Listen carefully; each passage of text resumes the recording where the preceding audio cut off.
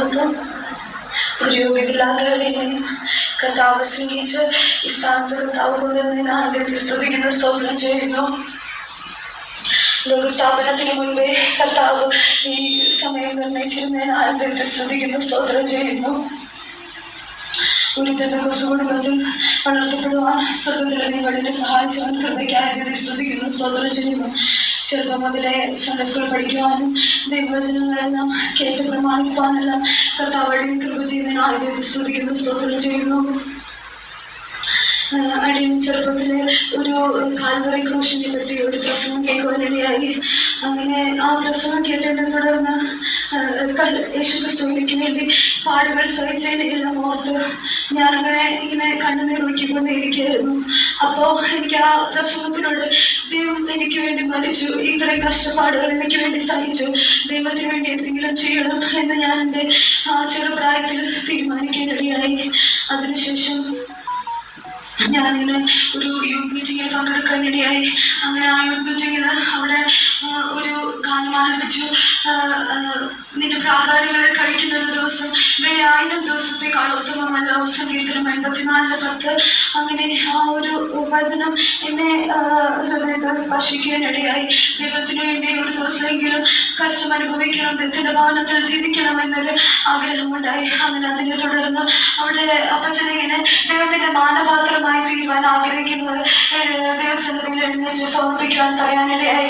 അങ്ങനെ ഞാൻ എന്നെ തന്നെ ദൈവസന്നിധിയിൽ സമർപ്പിച്ചു എഴുന്നേറ്റ് സാക്ഷീകരിക്കുവാനിടയായി. അങ്ങനെ എൻ്റെ ചെറുപ്പത്തിൽ എനിക്ക് ദൈവത്തെ ശുശ്രൂഷിക്കണം, ദൈവത്തിന് വേണ്ടി ദൈവസന്നിധിയിലായിരിക്കണം എന്നൊക്കെ എനിക്ക് വലിയ ആഗ്രഹമുണ്ടായിരുന്നു.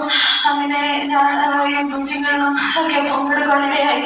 അഭിഷേകം പ്രാർത്ഥിക്കാനും സ്നാനം എടുക്കുവാനും അതേപോലെ കർത്താവിന് വേണ്ടി ജീവിക്കാനൊക്കെ ഞാനിങ്ങനെ തീരുമാനിച്ചുകൊണ്ടിരുന്നു. അങ്ങനെ ഞാൻ സ്കൂൾ ജീവിതത്തിലായിരുന്നപ്പോൾ എനിക്ക് 10th ഞാനിങ്ങനെ അതിന് മുൻപ് എനിക്ക് പഠിക്കാൻ വലിയ ബുദ്ധിമുട്ടില്ലായിരുന്നു. ഞാനൊരു ബിലോ ആവറേജ് സ്റ്റുഡൻ്റ് ആയിരുന്നു. പക്ഷേ എനിക്ക് അഭിഷേകം പ്രാപിച്ചതിന് ശേഷം അതേപോലെ തന്നെ ഞാനിങ്ങനെ എനിക്ക് ബുദ്ധി തരണമേ എന്ന് പറഞ്ഞ് ഞാൻ സ്തോത്രം ചെയ്യാനിടയായി. അങ്ങോട്ട് മേൽ നിന്നും അതേപോലെ സ്തോത്രം ബുക്കിൽ എഴുതിയൊക്കെ അങ്ങനെ ഞാൻ പ്രാർത്ഥിച്ചുകൊണ്ടിരുന്നു. ദൈവം അടിന് 10th അത്ഭുതകരമായ ഒരു വിടുതൽ തന്നു, ഒരു നല്ലൊരു ജയത്തെ കർത്താവ് തന്നു. ഞാൻ ആഗ്രഹിക്കുന്നതിനപ്പുറമായി ദൈവം അടിനെ ഒന്ന് മാനിക്കുവാനിടയായി. അങ്ങനെയാണ് എനിക്ക് ദൈവം എന്നോട് കൂടെ ഉണ്ടെന്ന് എനിക്ക് ആദ്യമായിട്ട് മനസ്സിലാവാനിടയായത്. അതിനുശേഷം ഇങ്ങനെ ഞാനിങ്ങനെ എൻ്റെ 11th 12th എൻട്രൻസ് കോച്ചിങ്ങിനും അങ്ങനെയായിട്ട് ഞാനിങ്ങനെ പഠിക്കുമായിരുന്നു. അപ്പോൾ അവിടെ ആയിരുന്നപ്പോൾ ഞാനിങ്ങനെ ഹോസ്റ്റലിൽ എൻ്റെ പിള്ളേരോടൊക്കെ ഇങ്ങനെ ചെറുതായിട്ട് സുവിശേഷമൊക്കെ പറയാനിടയായി.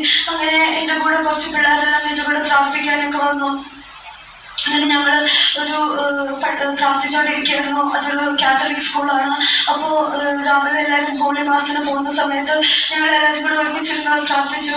അപ്പോൾ അന്ന് ഒരു ദിവസം അങ്ങനെ ഞാനങ്ങനെ ഒരുമിച്ചിരുന്ന് പ്രാർത്ഥിച്ച സൗണ്ട് കേട്ടുകൊണ്ട് ആ ഹോസ്റ്റലിലെ വാർഡൻ എന്നോട് പറയാറുണ്ട്, ഇനി നീ ഈ ഹോസ്റ്റലിൽ താമസിക്കണ്ട, പുറത്തു പോയിക്കോളാം എന്നൊക്കെ പറഞ്ഞു.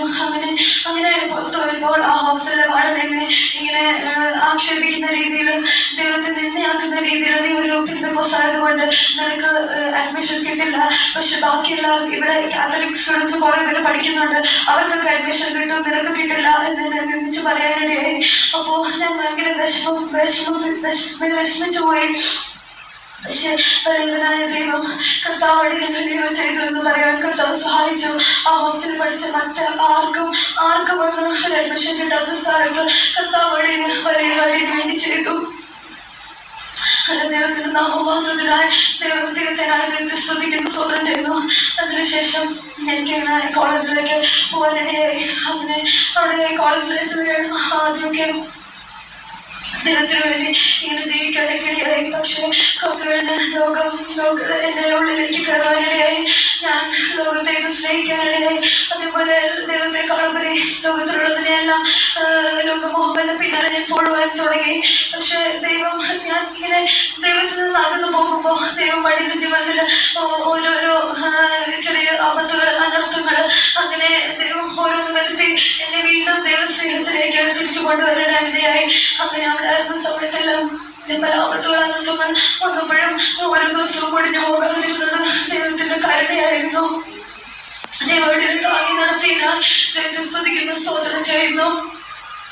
അതിനുശേഷം വീണ്ടും ഉപരിപഠനം ചെയ്യണം, ലോകത്തിലൊരു വലിയ ഇതായി തീരണം എന്നൊക്കെയാണ് ഞാൻ ആഗ്രഹിച്ചിരുന്നത്. അങ്ങനെ ഞാൻ പഠിച്ചുകൊണ്ടിരിക്കുകയായിരുന്നു. അപ്പോൾ അങ്ങനെ പഠിച്ചുകൊണ്ടിരുന്ന സമയത്ത് എനിക്ക് എക്സാം ഈ മാർച്ചിലായിരുന്നു.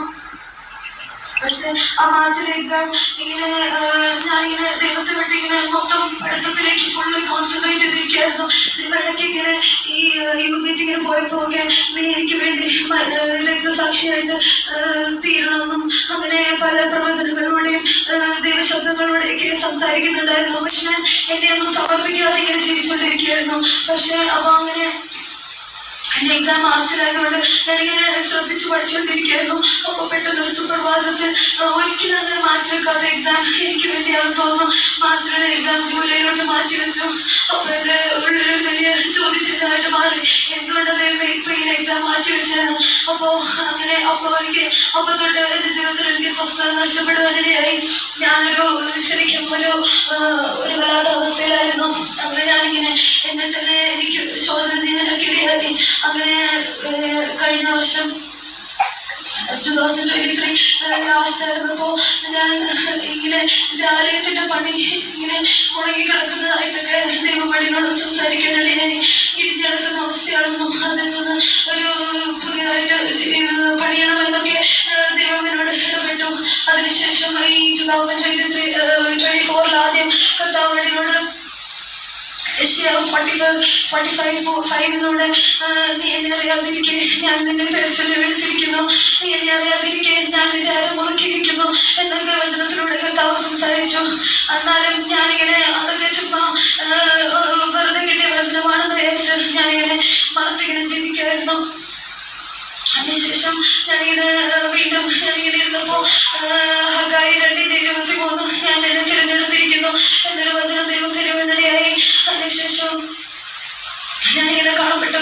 ദൈവമേ, ഇങ്ങനെ ഞാൻ ദൈവത്തിന് വേണ്ടി ഒരു കുടുംബജീവിതം നയിച്ച് ദൈവത്തിന് വേണ്ടി വേല ചെയ്യാം എന്നാണ് ഞാനിങ്ങനെ ആഗ്രഹിച്ചിരുന്നത്. ദൈവം എന്നെ എവിടെ അയച്ചാലും ഞാൻ കുടുംബമായിട്ട് ദൈവത്തിന് വേണ്ടി വേല ചെയ്യും എന്ന് ഞാൻ ആഗ്രഹിച്ചാൽ അതിനുവേണ്ടി ഇങ്ങനെ പ്രാർത്ഥിച്ചുകൊണ്ടിരിക്കുകയായിരുന്നു. പക്ഷെ ദൈവമണിയോട് ഇങ്ങനെ സംസാരിക്കാനിടയായി. ലൂക്കോസ് 9:26 എൻ്റെ അടുക്കൽ വരികയും എൻ്റെ അപ്പനെയും അമ്മയും സഹോദരനെയും സഹോദരിയും ഭാര്യയും മക്കളെയും സ്വന്തം ജീവനെ കൂടെ പറിക്കാതിരിക്കുകയും ചെയ്യുന്ന എൻ്റെ ശിഷ്യനായിരിക്കാൻ കഴിയുകയില്ല എന്ന വചനം ദൈവമനോട് ഇടപെട്ടു.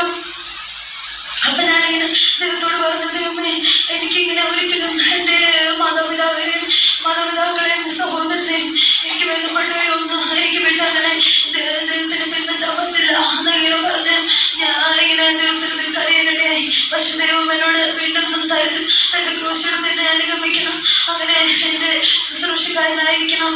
അങ്ങനെ ദൈവം പല വചനത്തിലൂടെ എനിക്ക് ദൈവം സംസാരിച്ചു.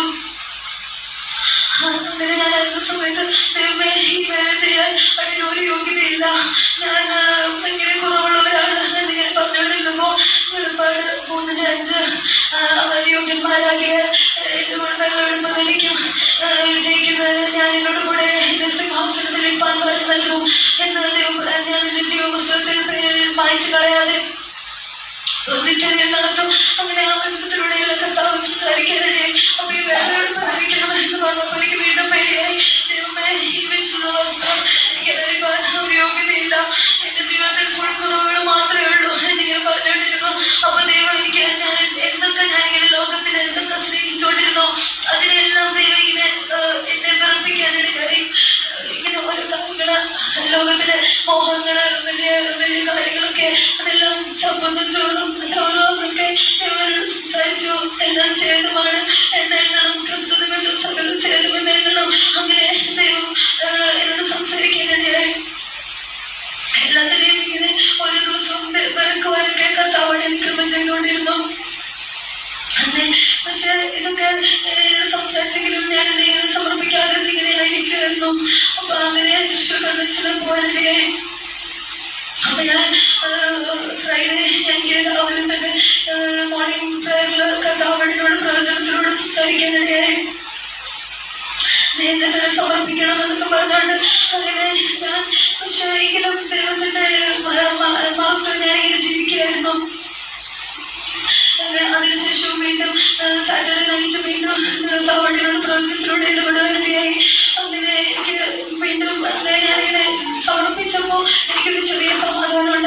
പക്ഷെ ഞാൻ വീണ്ടും കൺവെൻഷൻ കഴിഞ്ഞ് വീണ്ടും ഞാൻ പഴയ പോലെ എൻ്റെ കാര്യങ്ങളിലേക്ക് ഇങ്ങനെ പോയിക്കൊണ്ടിരിക്കുകയായിരുന്നു.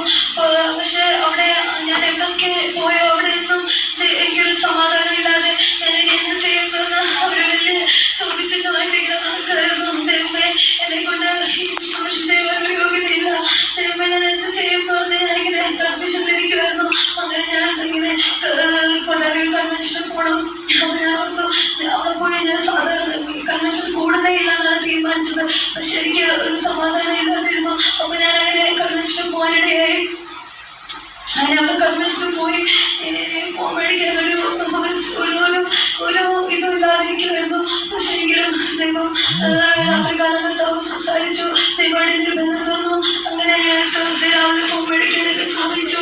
അങ്ങനെ ഫോൺ മേടിച്ചിട്ടും അത് ഫില്ല് ചെയ്യാനൊന്നും അതിനൊരു യോഗ്യത ഇല്ലാതെ ഞാനിങ്ങനെ കരഞ്ഞുകൊണ്ടിരിക്കുകയായിരുന്നു. അപ്പോൾ ദൈവം എന്നോട് വചനത്തിലൂടെ സംസാരിച്ചു. ഞാൻ നിന്നോട് കൂടെയുണ്ട്, ധൈര്യമായിരിക്കും എന്നൊക്കെ ദൈവമടിനെ ബലപ്പെടുത്തി, ദൈവത്തിൽ ശക്തിപ്പെടുത്തി എന്നൊക്കെ പറഞ്ഞ് ദൈവമടിനോട് സംസാരിച്ചു. അതിനുശേഷം അങ്ങനെ ഫോമെല്ലാം കൊടുത്തു. അതിന് ഇന്റർവ്യൂവിലും ഞാനന്ന് പിറ്റേ ദിവസം ഇന്റർവ്യൂവിന് പോയി അവിടെ ഇങ്ങനെ വെയിറ്റ് ചെയ്തിരിക്കുകയായിരുന്നു. അപ്പോൾ ദൈവമേ, എന്നെ ശിപ്പിച്ച ദൈവം നീ എന്നെ തിരഞ്ഞെടുക്കുമോ അതോ എന്തായി തീരുമോ എന്ന് അറിയാതെ ഇങ്ങനെ ഇരിക്കുകയായിരുന്നു. അപ്പോൾ അന്ന് ദൈവം എന്നോട് ലൂക്കോസ് 5:10 വചനത്തിലൂടെ സംസാരിച്ചു. ഭയപ്പെടേണ്ട, ഞാൻ ഇന്ന് മുതൽ നിന്നെ മനുഷ്യനെ പിടിക്കുന്നതിനാക്കുമെന്ന് ദൈവമടിനോട് സംസാരിച്ചു.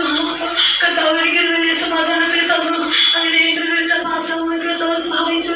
അതിനുശേഷം തിങ്കളാഴ്ച കർത്താവടിനെ ഈ ശുശ്രൂഷയ്ക്ക് വേണ്ടി കർത്താവടിനെ തിരഞ്ഞെടുത്തതിന് സ്തുതിക്കുന്നു, സ്തോത്രം ചെയ്യുന്നു. ഒരു യോഗ്യതയും അതിന് പറയാനില്ല. അതിനൊരു ബലഹീന പാത്രം മാത്രമാണ്. പക്ഷേങ്കിലും കർത്താവിനാൽ വേല ചെയ്യുവാൻ കർത്താവടിനെ സഹായിക്കണം.